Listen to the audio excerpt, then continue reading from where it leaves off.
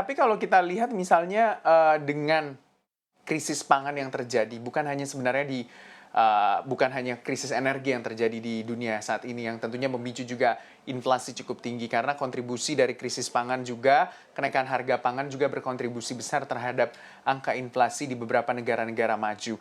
Nah, kalau Anda lihat tentunya kita juga melihat beberapa negara melakukan kebijakan protektif terhadap negara-negara mereka. Seberapa besar ini akan berdampak tentunya terhadap kinerja ekspor impor dari TBLA, Pak?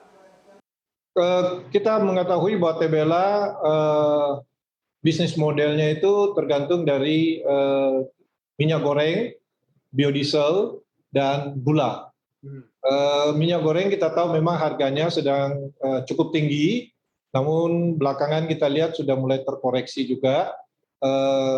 Walaupun demikian harga ekspor masih cukup tinggi, sehingga kinerja dari perusahaan ini masih cukup membaik, Pak. Oke, tapi kalau misalnya memang kita tidak minta-minta, Pak, terjadi krisis begitu ya, utamanya mungkin pangan secara global. Langkah-langkah antisipatif apa yang akan disiapkan oleh TBLA, Pak? Yang paling pertama adalah kita harus menjaga stok, Pak.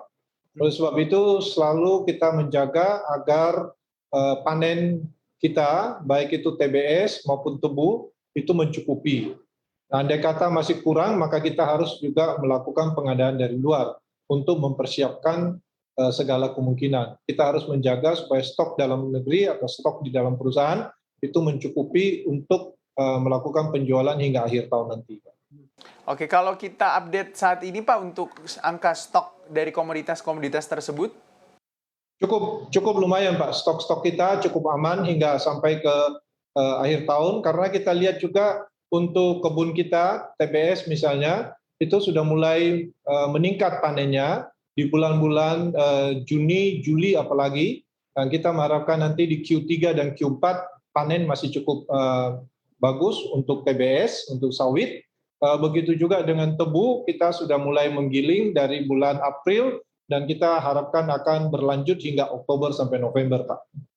Kalau kita review sedikit ke belakang, Pak, terkait dengan TBLA, utamanya mungkin produksinya, Pak, di tahun 2020, 2021, dan kuartal pertama tahun 2022 ini, seperti apa, Pak, perjalanannya?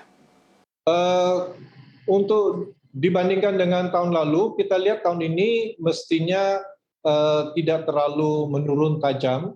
Mungkin di Q1 ada sedikit berkurang panennya karena pengaruh cuaca, tetapi akan dikejar nanti di Q3 dan Q4, Pak. Terkait dengan produksi gula untuk TBLA, seperti apa, Pak, untuk produksi gulanya? Apakah juga mampu memenuhi permintaan, khususnya mungkin domestik? Cukup mampu, karena kita melihat bahwa pengadaan kita untuk tahun ini di semester 1 itu kita sudah mulai masuk import kita sebanyak 150.000 ton. Kemudian dari sugar mill kita nanti akan menghasilkan kira-kira 80.000 sampai 90.000 ton. Maka secara total kurang lebih kita sudah mencapai hampir 250.000 ton. Itu sudah mencukupi untuk penjualan kita di tahun 2022 ini, Pak. Oke, tapi kalau kita lihat dengan berbagai komoditas, Pak, yang paling berkontribusi besar terhadap kinerja TBLA, ya komoditas yang mana, Pak, sebenarnya? Di TBLA sendiri itu terdiri dari tiga kontribusi driver, yaitu pertama adalah dari minyak goreng, kemudian yang kedua itu adalah dari biodiesel, dan yang ketiga itu adalah dari gula. Kira-kira perbandingannya 40%, 30%, dan 30% gitu, Pak. Berarti 40%, 30%, dan 30% ya, Pak. Yang paling, kalau bisa kita tarik kesimpulan, yang paling besar sebenarnya berkontribusi gula, Pak? Masih di minyak goreng, Pak. Minyak goreng 40%, gula 30%, Pak. Oke, berarti